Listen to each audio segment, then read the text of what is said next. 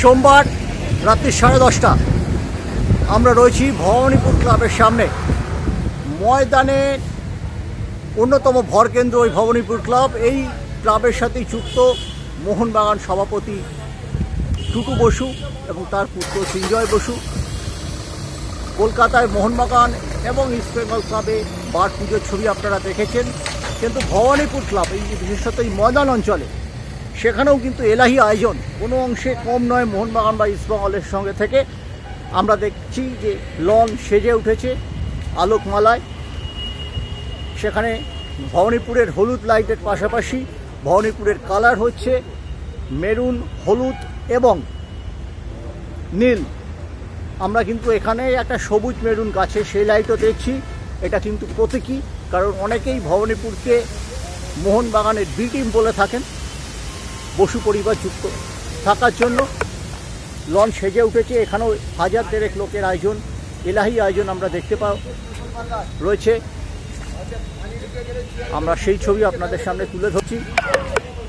তাঁবুর পেছনে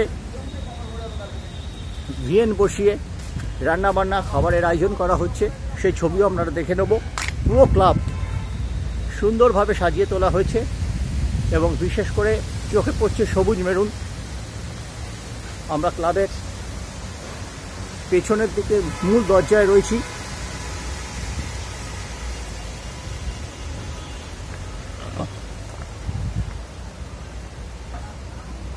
এবার আপনাদেরকে দেখিয়ে নিচ্ছি যে খাবারের যে আয়োজন আগামীকালের জন্য ঠিক সেই জায়গাটা।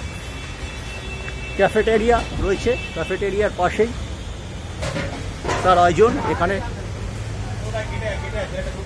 বেশ কিছু মোহনবাগান সদস্য সমর্থক আসবেন তা বলাই বাহুল্য।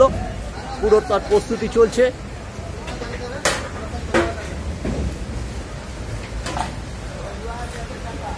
রাত পোহালেই নববর্ষ, তার জন্য ময়দানে সাজো সাজো রব।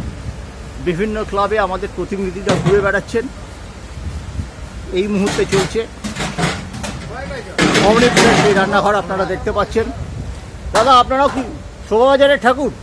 শোভাবাজার